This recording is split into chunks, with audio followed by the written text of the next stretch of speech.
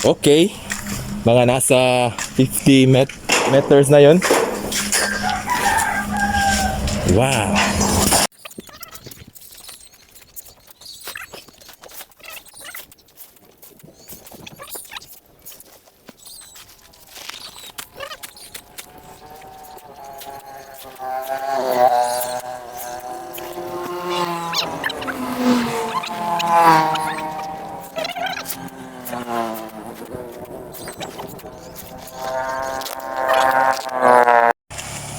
What's up mga idol, panibagong vlog ni Boy Negros ng Cebu. Tingnan nyo kung makikita nyo. Bubuhati niya yung 3 sako with 30 kilos. Sige, mula ko.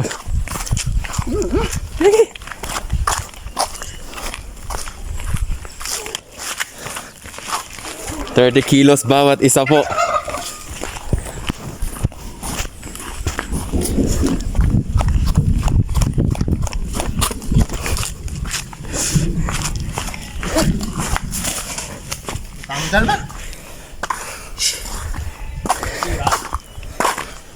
So ayun, mga nasa around 40 meters po yung nalakad ni Boy Negros ng Cebu with itong 3 sako na tig 30 kilos. Tas yung isa dinala niya gamit yung ngipin niya. Oo. What an outstanding performance, what an exhibition by Boy Negros ng Cebu. Sa kanya nyo lang makikita yung mga ganyang bagay mga idol. So ayan, meron pa tayong 4 sacks of sand. So hahakutin niya ni Boy Negros ng Cebu. Oo. Tingnan natin kung paano niya dadalhin yung... Ewan ko lang kung kaya niyang dalhin yung 4, pero siguro 3 lang siguro. Nag-alsa na ko, una-una ka to. Sige. So yung...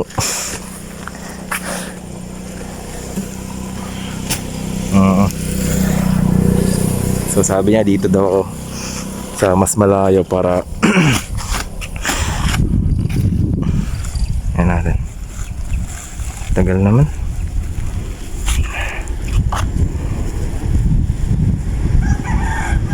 Para akong ano dito.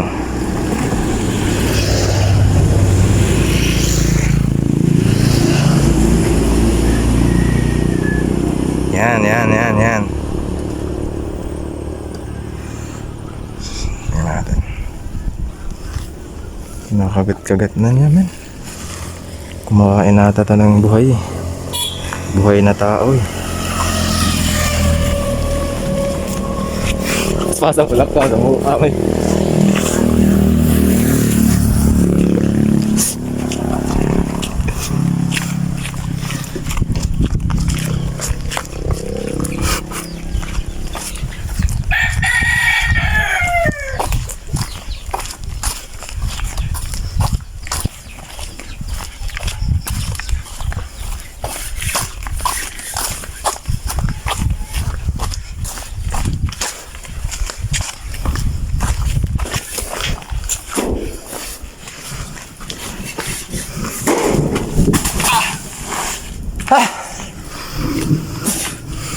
So, anong masasabi mo sa performance mo, Boy Negros? Lahat ng mga ginagawa ko mga idol, kayo na lang ang magsabi mga idol.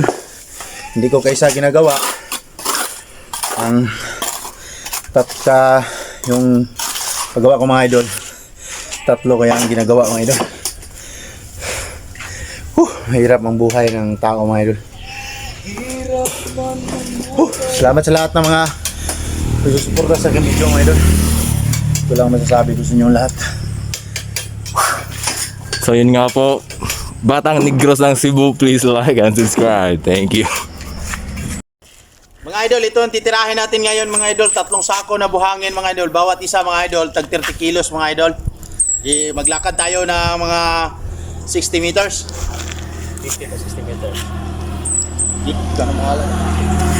So ayan si Batang Negros. Good morning everyone. Batang Negros kasama namin sa trabaho. And yeah, yun nga sinabi niya. Bubuhatin niya yung 3 sako ng buhangin. Tig isa may mga around 30 kilos. Yes, tingnan nyo as you can see. So lalakarin niya mga 50 to 60 meters. Makikita natin yan. Batang Negros lang makakagawa niyan.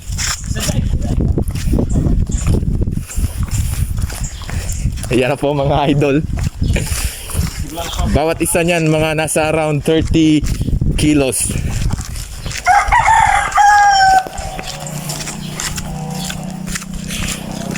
Yes.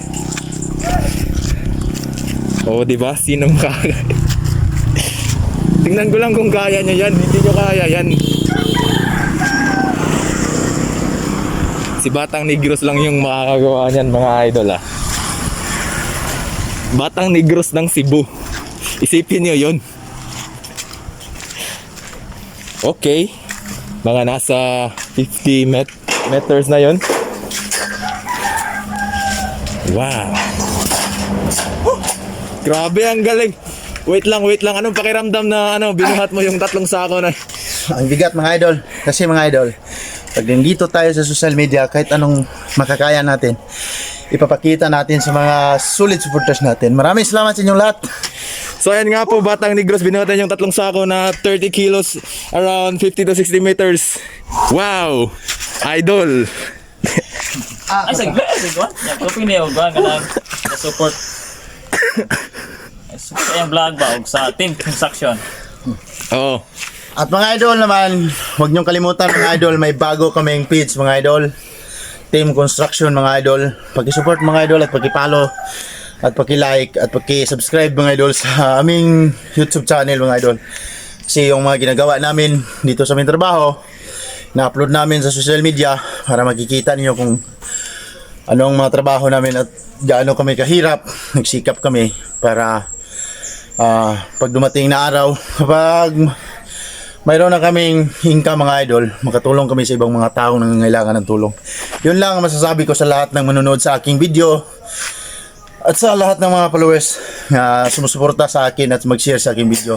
Maraming salamat sa inyong lahat. Kisa pa lang po ito sa abangan nila sa Yon, thank you. So, So mga idol, no, sa lahat ng aming ginagawa mga idol, umpisa pa lang yan.